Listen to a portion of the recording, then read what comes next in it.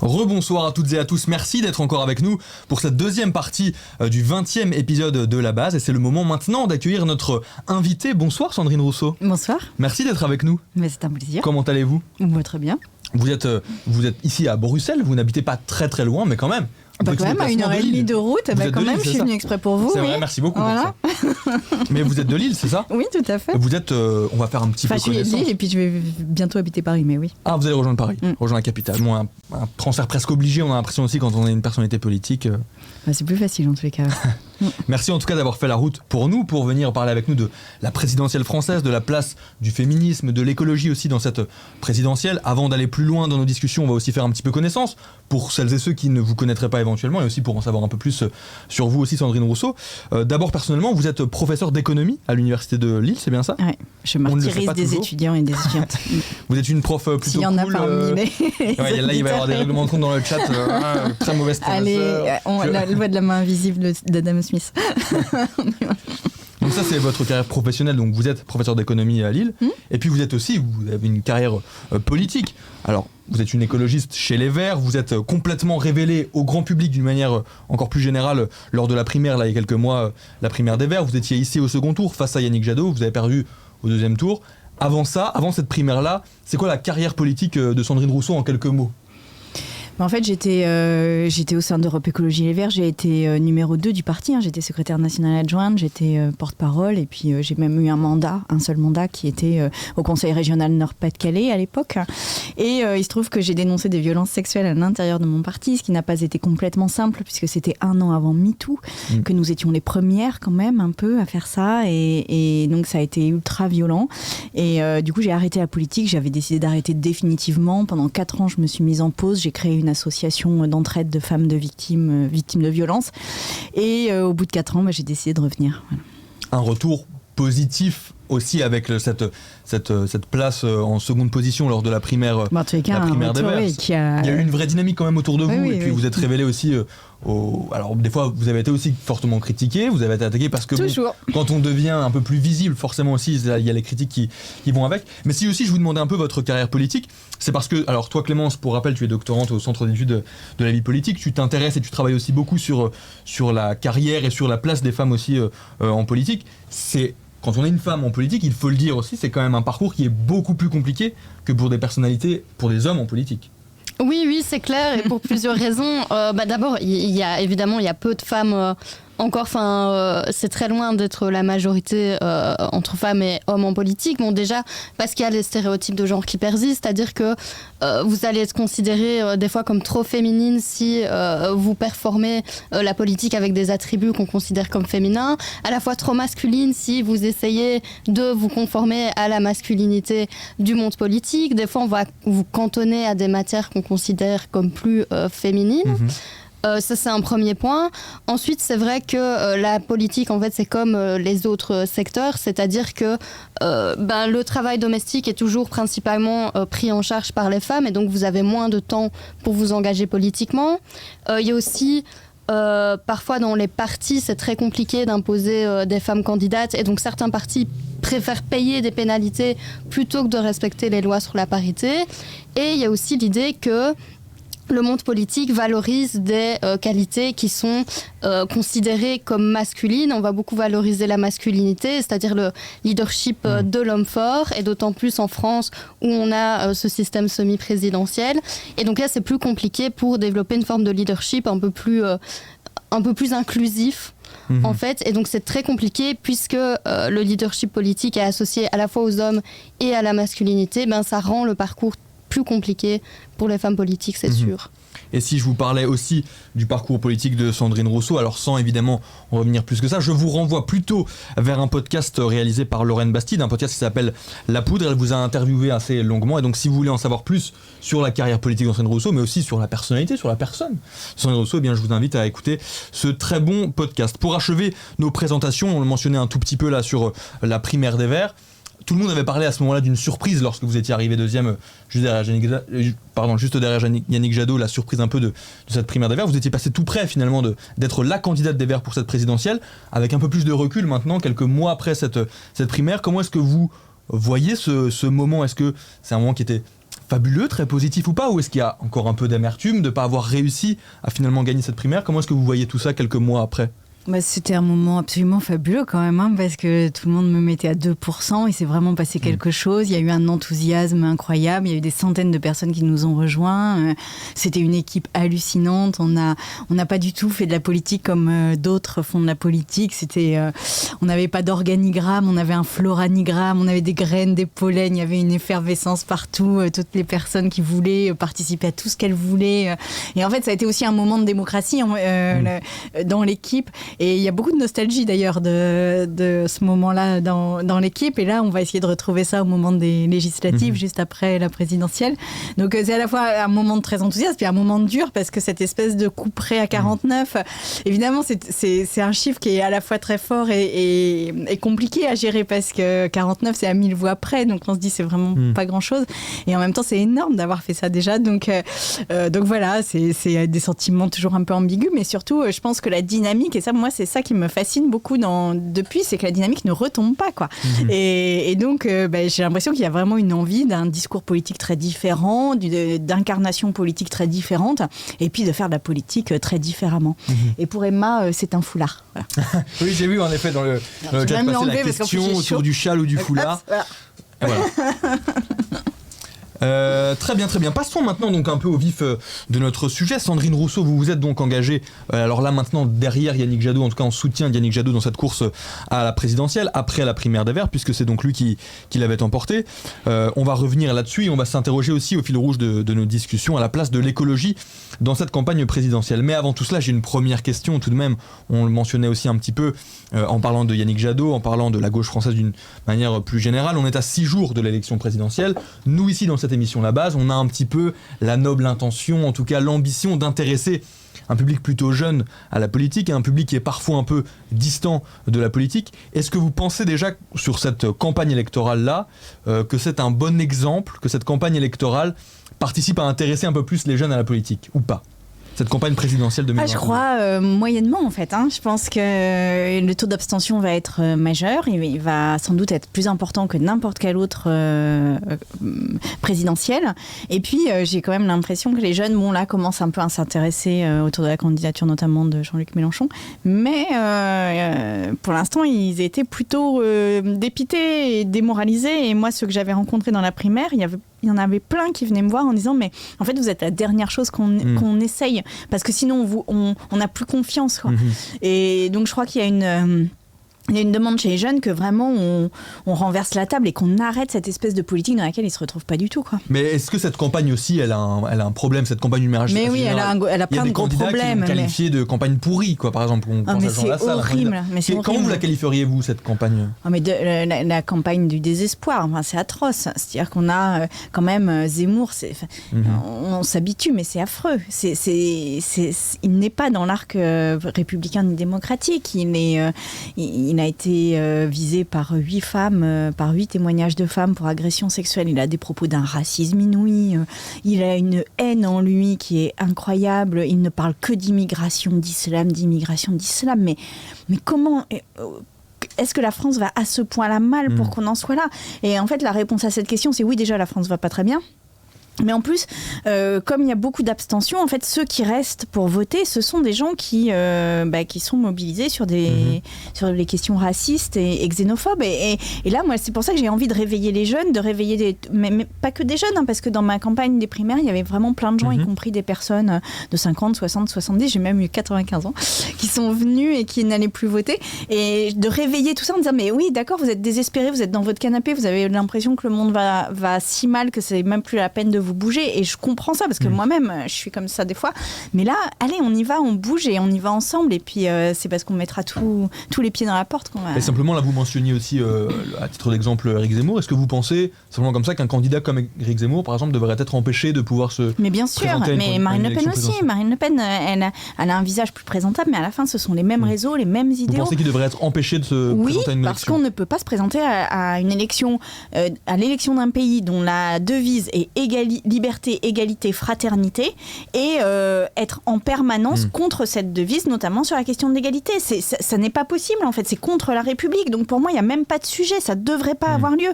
Et, on ne devrait même pas se poser la question du fait que ces personnes-là mobilisent aussi finalement énormément de personnes derrière elles. Oui, mais c'est un cercle vicieux, si vous voulez. Dès qu'elles prennent la parole, elles mobilisent, etc. Et nous, en face, on voit bien qu'il y a tellement une terreur de cette extrême droite que les sujets de la gauche ne sont pas abordés. C'est-à-dire que l'écologie n'est pas abordée, le féminisme n'est pas abordé, l'antiracisme n'est pas abordé. Moi, quand j'ai fait une campagne en mentionnant l'antiracisme, la première chose qu'on m'a renvoyée, c'est woke. C'est le truc qu'il fallait absolument tout éteindre. Certains ont même dit que les antiracistes étaient les nouveaux racistes. Mais c'est incroyable. Et ce terme woke, il éteint, il arrête tout débat. C'est-à-dire qu'à partir du moment où vous dites woke, il n'y a plus de débat possible. Alors qu'en fait, moi, je disais juste, mais les gars, il y a du racisme, c'est tout. Et c'est vrai, il y en a. Donc maintenant, on arrête de se voiler la face. Il y a du racisme. Et donc, qu'est-ce qu'on fait pour arrêter ça ? Et rien que de dire ça, c'est devenu maintenant presque explosif, presque impossible à dire dans le débat politique français. Et là, on a un problème. On va justement parler d'antiracisme, de féminisme et d'écologie en s'intéressant à la gauche. C'est la gauche finalement en France qui incarne le plus ces thématiques-là. Vous, Sandrine Rousseau, alors vous m'arrêtez si je me trompe, mais vous êtes une personnalité politique progressiste, écolo, féministe, c'est assez juste. Clémence, avant de poursuivre nos discussions, il y a d'autres candidats à gauche qui pourraient se retrouver aussi dans ces qualificatifs-là, qui incarnent aussi le progressisme, l'écologie, le féminisme, certains plus ou moins que d'autres, mais il y a d'autres candidatures aussi pour cette présidentielle-là à gauche. Je dirais qu'il y a 6 candidatures de gauche, avec de gauche entre guillemets, puisque évidemment ils se situent sur des spectres parfois légèrement différents, donc ça fait quand même la moitié des candidats. Et au final, quand tu regardes les programmes, je trouve que c'est assez proche en fait, et surtout sur les questions sociales. Donc par exemple, pour toutes et tous, c'est augmentation du SMIC, plus de moyens pour la santé, rétablir l'ISF, donc l'impôt sur la fortune, même si ça n'accorde pas nécessairement sur comment l'appliquer de façon très concrète. Là où ils vont plutôt différer, c'est par exemple sur le nucléaire. Je pense que c'est assez emblématique, où Yannick Jadot et Anne Hidalgo disent qu'il faut en sortir. Je pense que Yannick Jadot, c'est 2035, il me semble, la date. Ou par contre, tu as un candidat communiste, Fabien Roussel, qui lui est à fond continu sur le nucléaire. D'ailleurs, sur les réseaux, ça m'a fait sourire. J'ai vu qu'il partageait pas mal d'articles de la presse belge sur le fait qu'en Belgique, on est décidé pour finir de poursuivre, alors que c'est très lié aux circonstances. Il y a aussi la conception de la laïcité. On sait que ça prend beaucoup de place dans les débats publics, où là aussi, ils ne sont pas nécessairement d'accord. Sur l'Europe aussi. Donc tu vois que par exemple Fabien Roussel ou Jean-Luc Mélenchon veulent avoir une certaine rupture avec les traités européens, ce qui n'est pas le cas des autres candidates et candidats. Donc généralement au niveau du social, là on est plutôt sur des trucs très proches, alors qu'il y a quelque chose qui diffère. Donc ça pose la question aussi de est-ce que c'était inconciliable ou pas, quoi. C'est ça ma question. Comment est-ce qu'on explique aujourd'hui, à 6 jours du premier tour de la présidentielle, qu'on ait autant de candidatures, alors qu'il y en a 6 en fait juste, qu'il y ait 6 candidats de gauche et qu'il n'y en ait pas certains qui puissent s'allier à d'autres. Comment est-ce qu'on l'explique ? Alors, on ne l'explique pas, c'est désespérant, qu'est-ce que vous voulez que je vous dise ? Moi je vais encore fâcher mon camp, mais il y a quand même un enjeu là qui est que l'extrême droite monte, et puis au-delà de ça, il y a un enjeu à ce qu'on porte vraiment une vision à gauche, un récit, et moi je dis toujours qu'on a réussi à faire la gauche plurielle et l'alliance des gauches après le Rainbow Warrior, c'est-à-dire après qu'on ait quand même bombardé un navire parce que c'était un navire de Greenpeace qui luttait contre le nucléaire. Donc, si on a réussi à faire une gauche plurielle après ça, on est quand même capable de s'entendre. Et oui, c'est pas facile parce qu'on a des sujets de différence. Et pour moi, c'est pas tant ces sujets-là encore, même si sur le nucléaire, il y a quand même un sujet, mais c'est pas tant ces sujets-là que vraiment, pour moi, la question du productivisme. C'est-à-dire, est-ce qu'on va vers la croissance ou est-ce qu'on arrête cette croissance ? Ou est-ce qu'on a d'autres indicateurs et est-ce qu'on fait d'autres politiques ? Pour vous, c'est plutôt ça d'ailleurs. Pour moi, c'est ça. Pour moi, la ligne de fracture à gauche, elle est plutôt là-dessus. Mais ça, je veux dire, on n'en a jamais débattu en vrai. C'est-à-dire que c'est vraiment un sujet dont on ne débat pas. Et je trouve que nous dire c'est la laïcité, c'est le nucléaire, c'est machin. C'est en fait nous mettre dans le piège qu'on nous tend. C'est-à-dire qu'on nous tend ce piège-là en disant « Ah, regardez, vous n'êtes pas d'accord sur ça et ça », et en fait, on plonge. Et moi, pendant la primaire, j'avais dit que j'allais vers une alliance de la gauche. Anne Hidalgo l'a dit aussi à un moment. Christiane Taubira a essayé de la faire. Et en fait, je pense que là, on va voir les résultats qui vont sortir le 10 avril.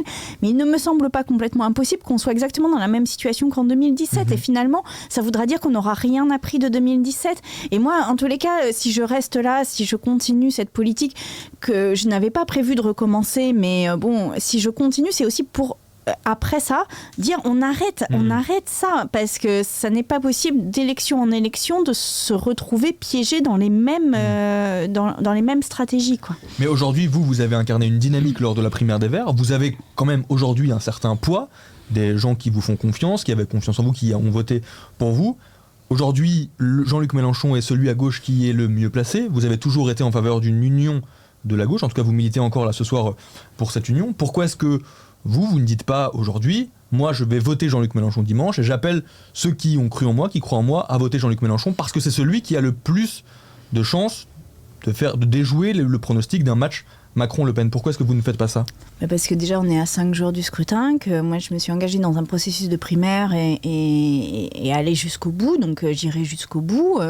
Et puis, je trouve que, en fait, il y a aussi quelque chose qui est que là, ce serait quelque chose qui ne serait pas construit politiquement. C'est-à-dire qu'en fait, c'est pas une alliance, c'est pas un accord. Ce serait, en fait, lâcher mon parti. C'est-à-dire, c'est dire, en fait, c'est pas grave s'il fait moins de 5. Et pour moi, c'est grave si ça se passe. Donc, en fait, je veux pas faire ça. C'est-à-dire, je suis pas là avec un lance-flamme pour tout brûler. Je suis là pour construire autre chose. Et donc, construire autre chose, ça passe par tenir jusqu'au 10 avril. Et puis après, évidemment que si Jean-Luc Mélenchon est au second tour, j'appellerai à voter pour lui. Mais au premier tour, je continue à dire, voilà, c'est Yannick Jadot parce que c'est l'écologie.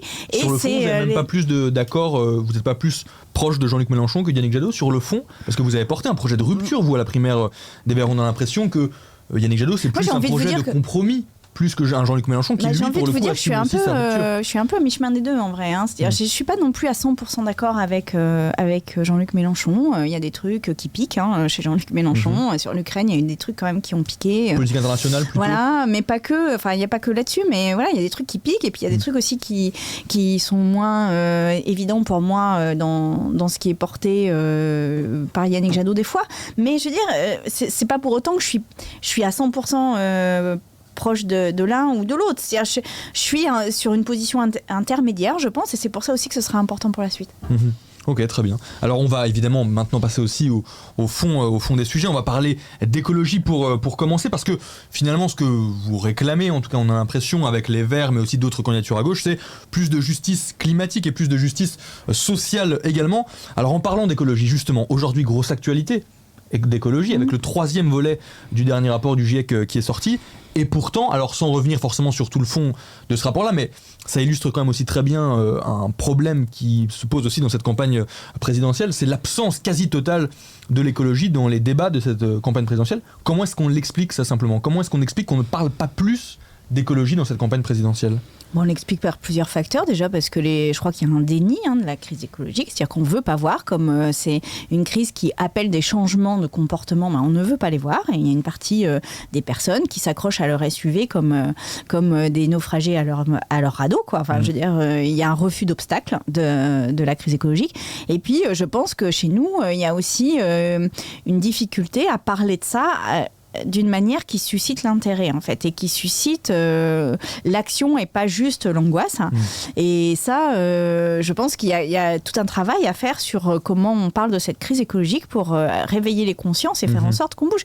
Et c'est pour ça que moi, par exemple, j'avais posé le mot radicalité, qui me semble être un mot très important pour dire l'ampleur de ce que l'on a à faire. C'est-à-dire qu'on ne va pas se voiler la face, on ne va pas se cacher derrière son petit doigt. C'est pas juste en coupant l'eau ou en baissant d'1 degré le chauffage qu'on va s'en sortir. Il va falloir radicalement changer nos modes de comportement, nos modes de vie.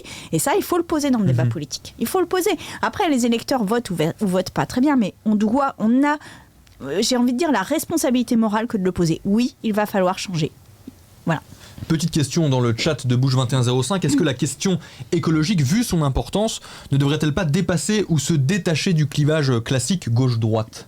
Ça, je suis pas d'accord parce que je pense que, et ça c'est pour le coup ma spécificité, je pense, dans le paysage politique, c'est que je pose que ce sont nos rapports sociaux qui génèrent la crise climatique. La crise climatique, c'est pas une comète qui tombe du ciel et qui arrive. Pourquoi elle existe ? Parce qu'on est dans un système économique et un système social de prédation des plus pauvres et de prédation de la nature, de prédation des discriminés, et qu'en fait c'est cette prédation pour les plus riches, à des fins de profit et d'enrichissement personnel qui génèrent le réchauffement climatique. Et c'est ça que je pose. Et donc, je veux dire, on ne peut pas être de droite ou de gauche là-dessus. C'est-à-dire que les 10% les plus riches émettent 45% des émissions de gaz à effet de serre. Donc, il va falloir diminuer la richesse de ces plus riches. Et ça, je veux dire, c'est de gauche. On ne peut pas le faire depuis une position à droite. Donc, en fait, c'est pas anecdotique. C'est au contraire profondément substantiel des politiques écologiques qu'il faut mener. Et si on nie ces rapports sociaux, alors on ne comprend pas la question écolo.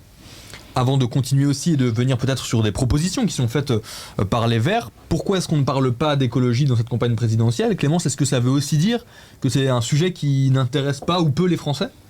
Alors, je dirais pas que ça les intéresse pas. Maintenant, c'est vrai que si tu regardes les derniers sondages qui sont faits sur les sujets qui intéressent le plus les Français, c'est vrai que ça trosse pas les premières places du classement. C'est souvent entre la 5e et la 10e place.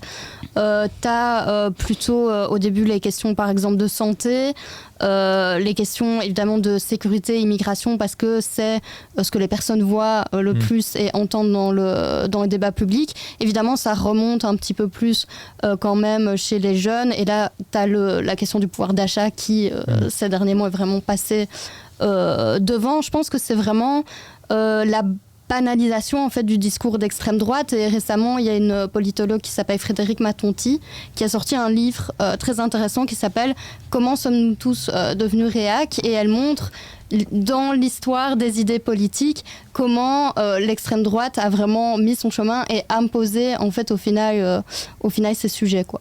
Et donc en évitant de parler d'écologie. Oui, puis on est vraiment assommé de islam, immigration, identité, islam, immigration, identité, islam, immigration, identité. C'est ce que Julia Cagé appelle les 3 I.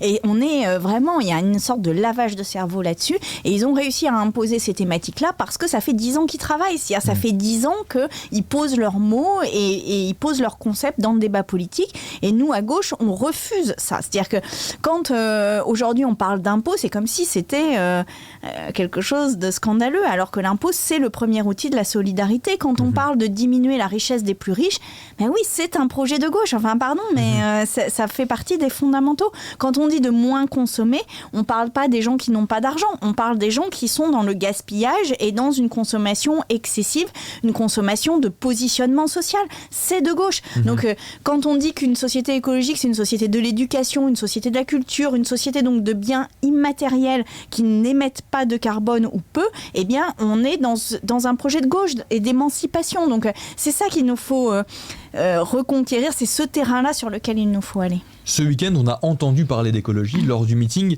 d'Emmanuel Macron, mais on n'a pas forcément entendu le président candidat en parler. En fait, on en a parlé parce qu'il y a eu le déploiement d'une banderole avec écrit dessus « criminel climatique ». C'était une banderole de la part de jeunes activistes. Selon vous, Sandrine Rousseau, est-ce que le bilan d'Emmanuel Macron en matière climatique, il est criminel, le bilan d'Emmanuel Macron ?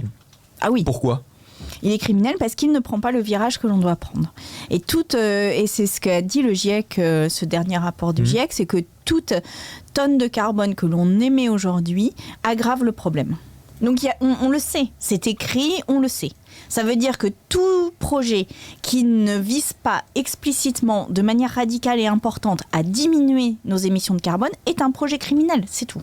Et là, Emmanuel Macron, quand il fait sa loi climat après la Convention citoyenne, il n'est pas du tout à la hauteur de l'enjeu. Il est à 15% des enjeux que nous devons, qui sont devant nous, à 15% des obligations. Donc ça veut dire qu'il est criminel.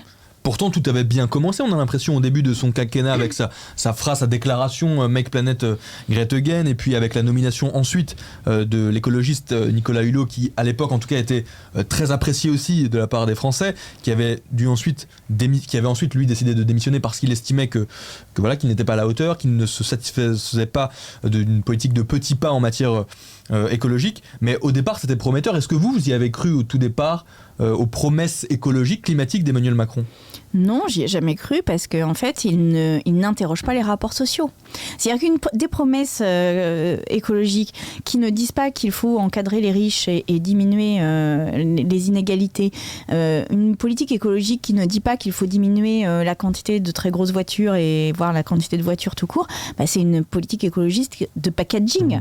C'est-à-dire qu'on emballe dans du papier vert et c'est ce qu'ils ont fait. Et à chaque fois, il y a une figure comme ça, donc ça a été Nicolas Hulot, mais à une époque, ça a été aussi des ministres écologistes qui ont servi de packaging comme ça, mais ça reste du packaging. C'est-à-dire que si on ne s'adresse pas au cœur de ce qui fait la crise écologique, alors on n'est que dans de l'affichage. Ça n'est pas possible aujourd'hui de faire le fameux décrochage, ce qu'on appelle le décrochage en économie, c'est-à-dire diminuer les émissions de carbone tout en continuant le PIB, si on ne s'attaque pas à la racine du problème qui sont les inégalités, la consommation, le productivisme et la croissance. Donc, je veux dire, moi je vous le dis autant en tant qu'économiste qu'en tant que femme politique.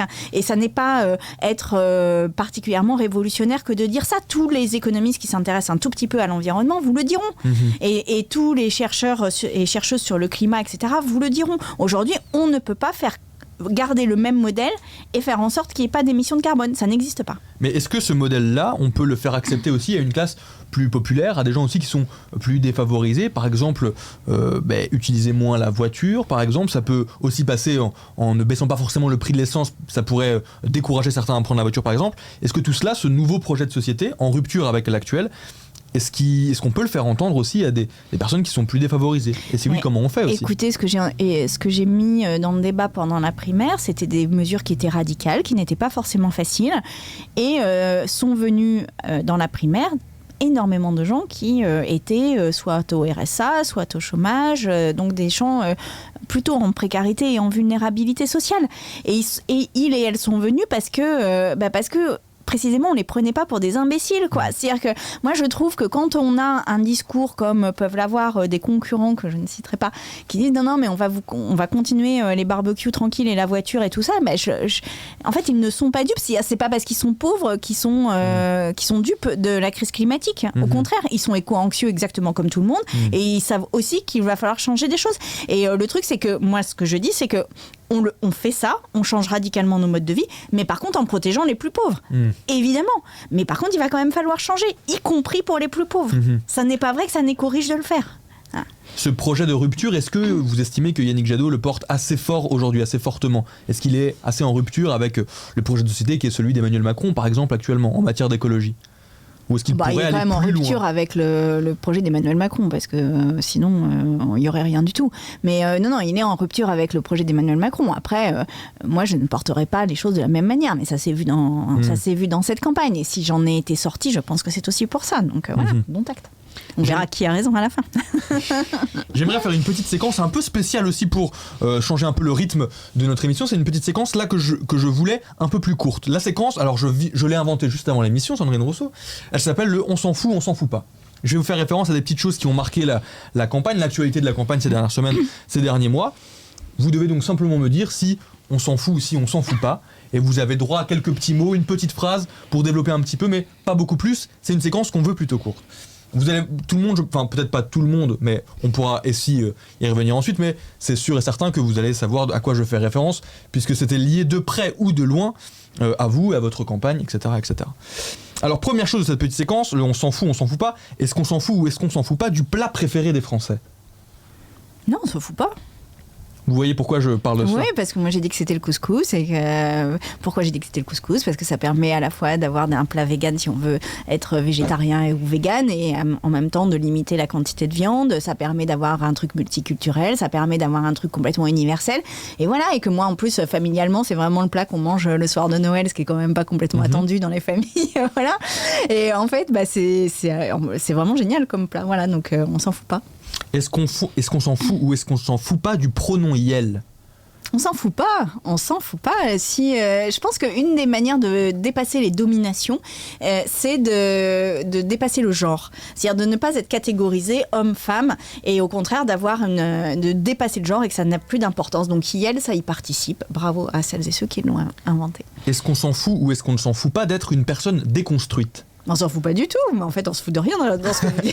Pour l'instant, peut-être. Pas du tout, parce que la déconstruction, c'est un principe philosophique qui a été notamment posé par Derrida et qui dit en fait on est dans une société dans laquelle il y a plein d'implicites, il y a plein de choses auxquelles on ne réfléchit pas, et quand on est en position dominante, il y a plein de choses auxquelles on ne réfléchit pas. Déconstruire, c'est juste être conscient de ça et du coup ne pas en être dupe et déconstruire en fait d'une certaine manière les privilèges dont on bénéficie quand on est en position dominante. Déconstruisons-nous tous et toutes. Vous êtes aussi fait attaquer sur les réseaux sociaux pour une phrase. Le mot déconstruction aussi, c'était quelque chose qui n'était pas trop présent dans le débat public avant que vous soyez de plus en plus populaire aussi, avant que vous ameniez cette thématique. Est-ce que ça vous a parfois affecté d'être attaqué comme ça sur les réseaux sociaux, notamment sur ces thématiques-là? Quoi que je dise, je suis attaquée, donc je vais vous dire maintenant, oui, attaqué, et c'était aussi vous avez été moqué aussi sur les réseaux sociaux. Oui, je suis moquée quoi que je dise, mais ça fait partie. Voilà, déjà, je m'y habitue pas complètement, c'est jamais très agréable. Le mot déconstruction, qu'il ait fait cette espèce d'électrochoc dans le monde politique, pose quand même une question, parce qu'il est très présent dans le monde militant, le mot déconstruction. Donc en fait, pour moi, ça a été un mot très naturel à poser dans un débat. C'était pas du tout un élément de langage que j'avais préparé, c'est juste un mot qui était courant en fait dans ma manière de m'exprimer. Et pourquoi? Parce que je viens du monde militant. Et donc le poser comme ça et que ça ait fait cette déflagration, ça montre à quel point le monde politique est coupé du monde militant. Donc c'est un problème. Et puis la dernière chose, c'est que quand vous dites on se moque de moi, oui, on se moque de moi. On se moque de toutes les femmes politiques de gauche. C'est un problème collectif. On ne peut pas aujourd'hui délégitimer et décrédibiliser la parole des femmes politiques de gauche comme on le fait. C'est scandaleux. Et ce qui est scandaleux aussi, c'est que les partis de gauche ne protègent pas la parole des femmes de gauche. C'est-à-dire que quand on est ridiculisé, quand on est ciblé par des raids, il n'y a personne, aucun parti politique qui met le haut là en disant si elle a le droit de s'exprimer et nous soutenons Machine pour ce qu'elle a dit, quand bien même on est d'accord ou pas d'accord. C'est pas le sujet. C'est que en fait, les femmes n'ont toujours pas, en France, dans la présidentielle, et particulièrement les femmes de gauche, n'ont toujours pas l'autorisation symbolique de parler dans la sphère politique. Et ça, moi, je vous le dis, vous pouvez faire tous les raids que vous voulez, de toute façon, je continuerai, et que vous ne m'arrêterez pas avec un petit raid sur Twitter, quand bien même il fait plusieurs dizaines de milliers de tweets en quelques heures. Le message est passé, et la parenthèse est refermée. Il me reste deux petits « on s'en fout pas ». Est-ce qu'on s'en fout ou est-ce qu'on ne s'en fout pas du wokisme? On s'en fout pas. Moi, je te dis, on se fout de rien. Je pensais que celui-là, vous allez dire on s'en fout, dans le sens où... Non, on s'en fout pas, le wokisme. Parce que quand il est employé, en tout cas dans l'espace médiatique, c'est plutôt par des détracteurs. Enfin, on n'entend quasiment jamais se revendiquer, par exemple, être fier d'être woke, parce que c'est un terme qui est plutôt utilisé par ses détracteurs. Oui, alors moi je me revendique pas spécialement du wokisme parce que c'est pas ma culture militante, que ça vient des droits civiques, de la lutte pour les droits civiques aux États-Unis, et que je suis pas noire, je suis pas américaine, donc en fait c'est pas ma lutte. Mais ceci dit, je respecte énormément cette lutte, évidemment. Mais je veux dire, je vais pas non plus m'approprier des mots qui sont pas les miens.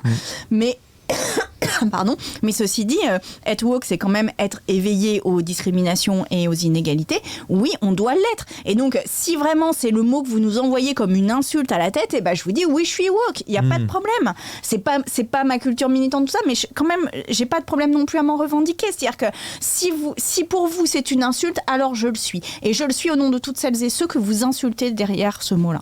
Le petit dernier, est-ce qu'on s'en fout ou est-ce qu'on ne s'en fout pas de l'islamo-gauchisme? Mais pareil, on s'en fout pas. Donc en fait, on se fout de rien. Je vous le disais, on se fout de rien. L'islamo-gauchisme, c'est pareil, c'est un mot qui vous ne regrettez pas que ça a été utilisé comme ça, qu'on dépose dans les débats publics le terme d'islamo-gauchisme, qu'on avait un peu du mal à catégoriser, à définir. C'est scandaleux que des ministres aient posé ça. Surtout qu'il y avait quand même des précédents historiques. Il y a eu le judéo-bolchevisme, il y a eu...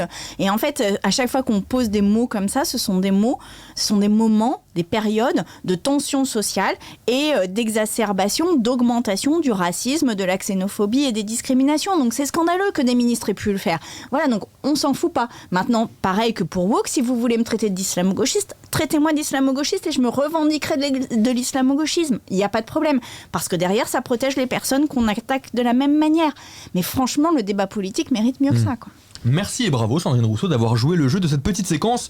On s'en fout pas. On continue un petit peu nos discussions parce que si j'ai fait cette séquence là aussi, c'est parce que on a un peu aussi en tant que journaliste un questionnement incessant.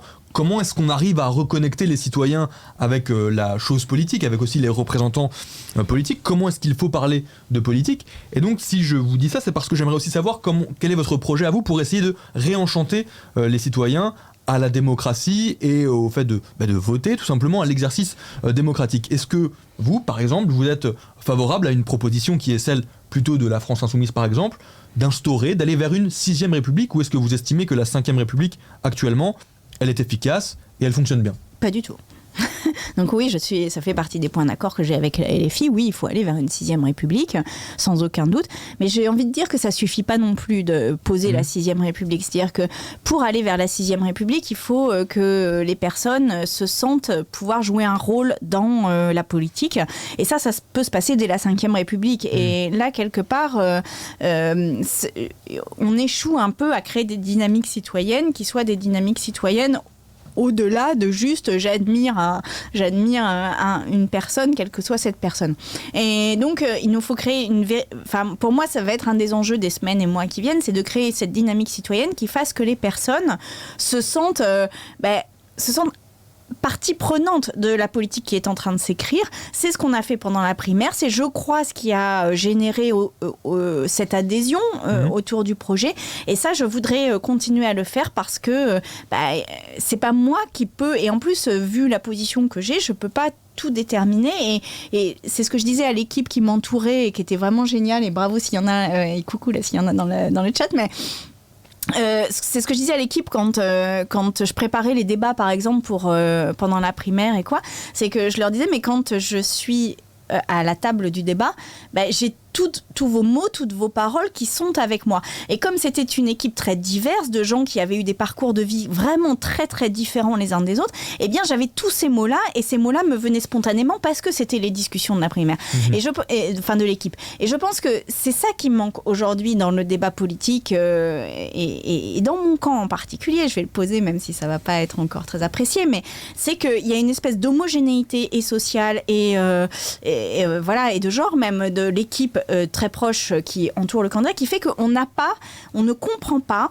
ces visions différentes, on n'a pas les mots, on n'a pas les manières de le dire, qui permet de créer les étincelles dans l'esprit des personnes qui vous écoutent et qui disent « Ah ben là, il se passe quelque chose, enfin, elle comprend ou il comprend la situation dans laquelle je suis. » Et en tout cas, moi, je voudrais continuer ça parce qu'en plus, c'est une aventure humaine incroyable. Est-ce que pour réenclencher ça, et puis au-delà du fait que voilà, vous êtes pour l'instant dans une famille politique, les Verts, vous ne pouvez pas aussi pour cela, mais pour d'autres raisons, rejoindre d'autres familles politiques, comme la France Insoumise par exemple, est-ce que vous seriez prête, est-ce que vous auriez envie demain de lancer votre mouvement, un parti ou un mouvement, mais votre mouvement politique pour assumer et dire voilà, moi j'ai aussi mon créneau à part entière, et vous le disiez tout à l'heure, vous étiez un peu à mi-chemin entre Yannick Jadot et Jean-Luc Mélenchon, dire voilà, j'ai mon créneau, j'ai ma manière de faire et de voir les choses, je vais lancer mon mouvement politique. Alors déjà, c'est pas une décision uniquement personnelle, et puis la deuxième chose, c'est que ça ferait un parti de plus à gauche, et je suis pas complètement sûre que ce soit la solution au problème, mais surtout ce sera une décision collective en fonction de ce qui se passera et le 10 et à suivre. Pour l'instant, c'est pas ce que je privilégie. Pour l'instant, je privilégie plutôt de maintenir m'insérer dans Europe Écologie Les Verts et de faire en sorte que ce parti intègre aussi d'autres manières de faire de la politique. Mais si le rejet de la greffe est trop fort, j'ai envie de dire, eh bien peut-être qu'il y aura d'autres solutions sur la table.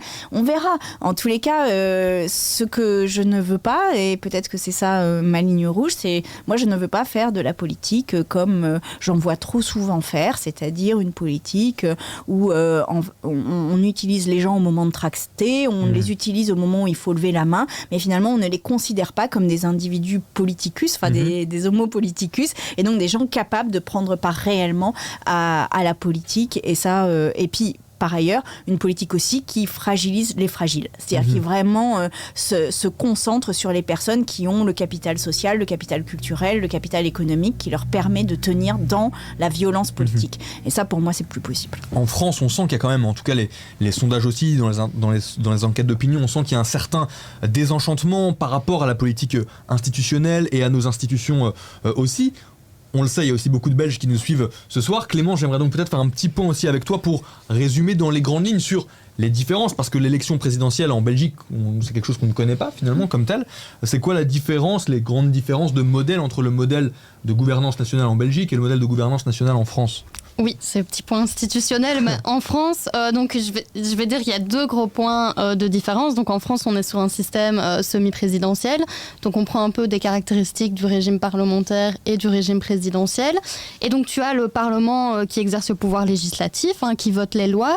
Et puis à côté, pour l'exécutif, tu as le chef de l'État, donc le président, et le chef du gouvernement, le Premier ministre, mais on voit qu'en fait, cette relation, elle est très inégalitaire. C'est-à-dire que le président va vraiment faire de l'ombre au Premier ministre et aussi au Parlement, parce que la Constitution lui donne beaucoup de prérogatives, donc il peut dissoudre l'Assemblée nationale, il choisit ses ministres, il peut les révoquer, et donc on voit qui a vraiment le pouvoir au final en France, c'est le président qui mène quand même la politique, et c'est pour ça que c'est l'élection présidentielle qui souvent fait de l'ombre à toutes les autres élections.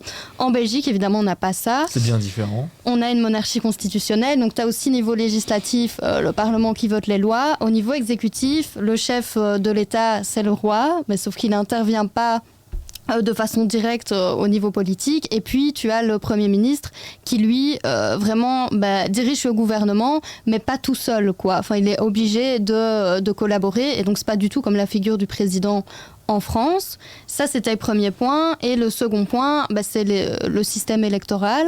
Donc en France, c'est le système majoritaire, c'est-à-dire que dans une circonscription, la liste qui arrive en tête va en fait prendre tous les sièges. Donc c'est plus facile pour un parti, après au Parlement, de pouvoir créer un gouvernement tout seul, sans nécessairement s'associer à d'autres partis, alors que en Belgique, et on en a beaucoup parlé ici, tu es obligé de faire des coalitions parce que c'est un système proportionnel. Donc le nombre de voix égale le nombre de sièges. En plus, au fédéral, on a les néerlandophones et les francophones. Et donc, là, c'est vrai que d'un point de vue de la représentativité, c'est intéressant. Et ça permet aussi à des petites formations de quand même avoir de la place. Ce qui n'est pas le cas en France, c'est compliqué, même si on a de plus en plus un morcellement à l'Assemblée nationale, puisqu'il y a plus de formations politiques.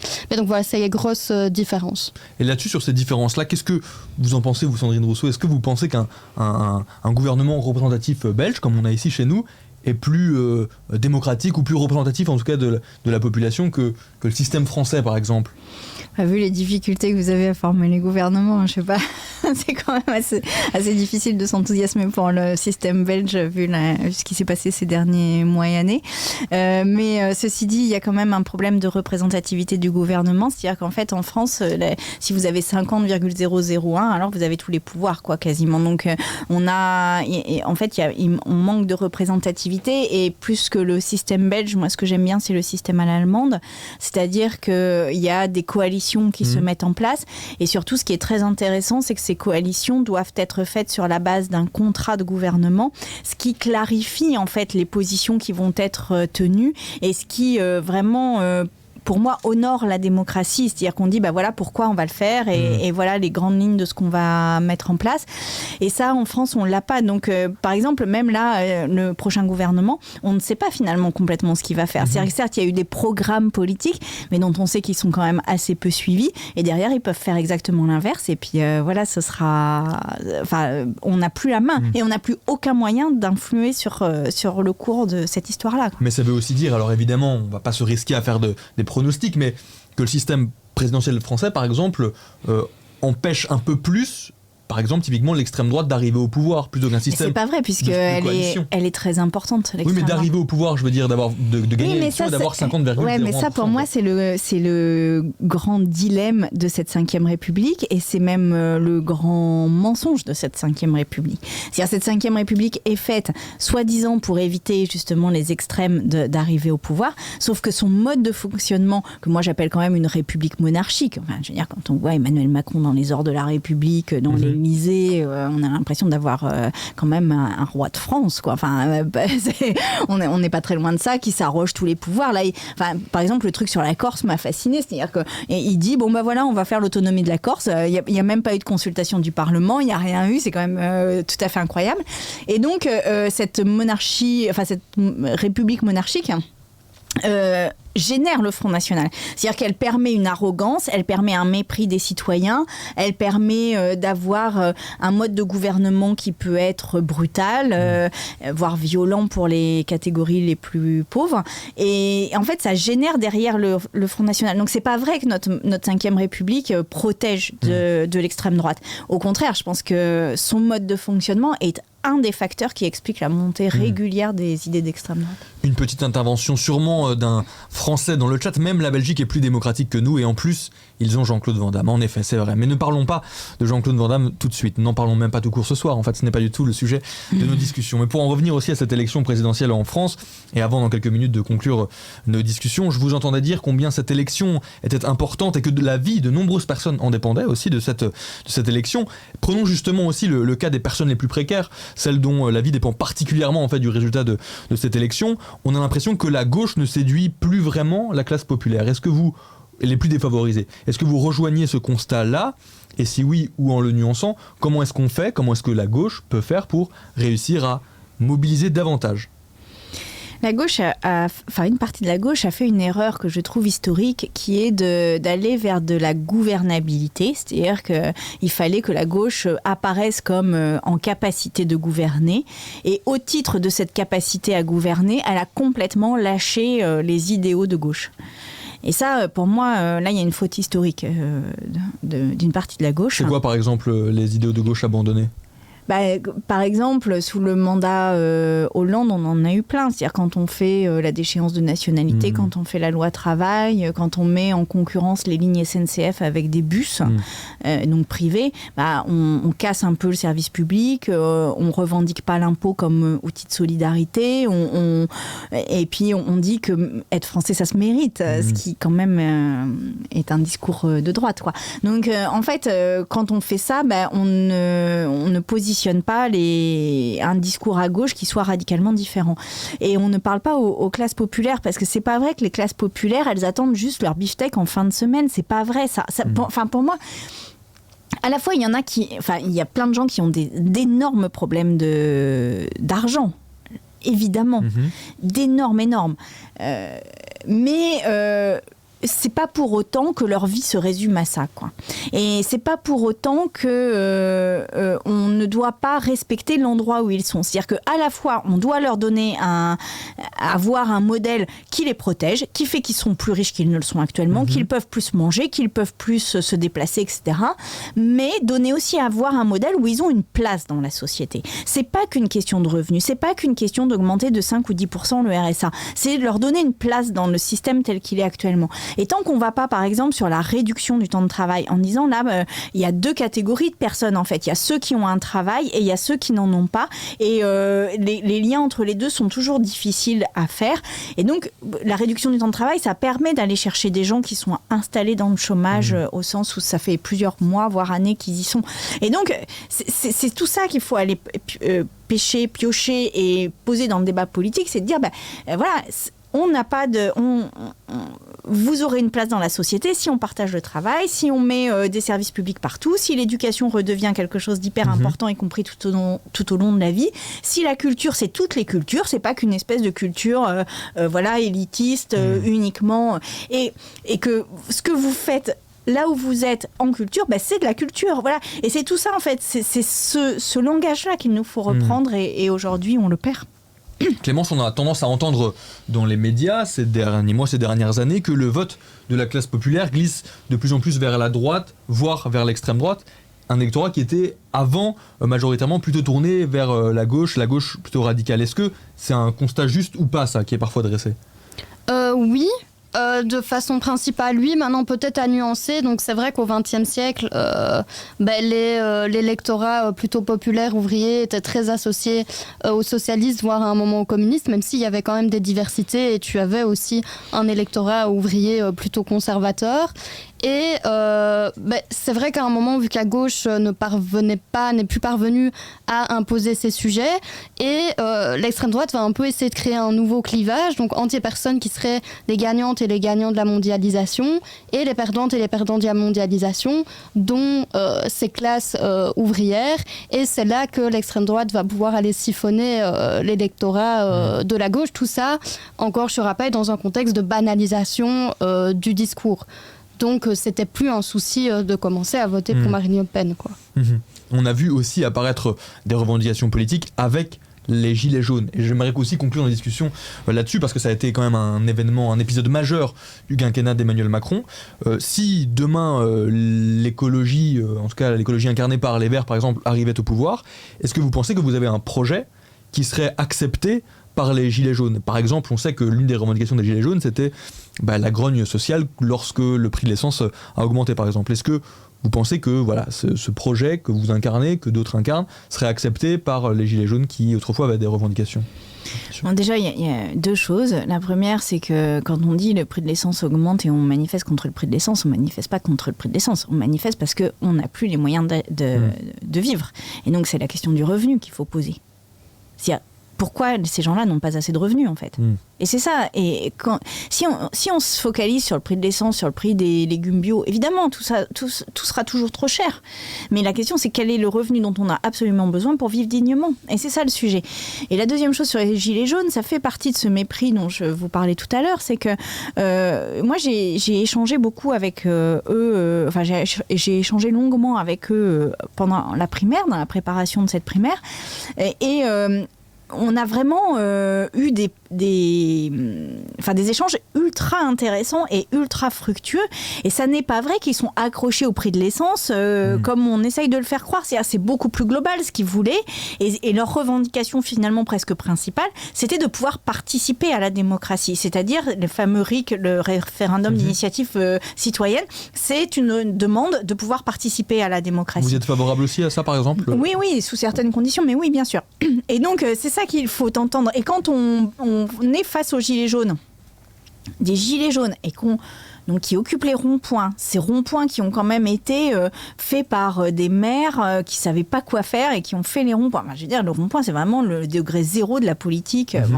Et donc, quand on est face à ces gilets jaunes et qu'on les reproche d'atteinte à la République parce qu'ils ont tagué l'Arc de Triomphe, ou qu'on les éborgne et qu'on fasse des politiques de maintien de l'ordre qui sont ultra violentes et qui les blessent, alors que ce sont des gens qui demandent juste la capacité à vivre, c'est scandaleux. C'est violent, c'est la République monarchique dont je vous parlais tout à l'heure. Et c'est de ça dont il nous faut sortir. Parce que tant qu'on est dans ce rapport de domination, dans ce rapport de force, dans ce rapport de prédation, on n'arrivera jamais à mettre en place une société écologique. C'est pas possible. Parce qu'en fait, on a toujours peur de perdre, on a toujours peur d'être dominé. Et c'est pour ça que pour moi, le rapport de domination, il est consubstantiel, il est vraiment intriqué à la société écologique. La société écologique est une société sans domination.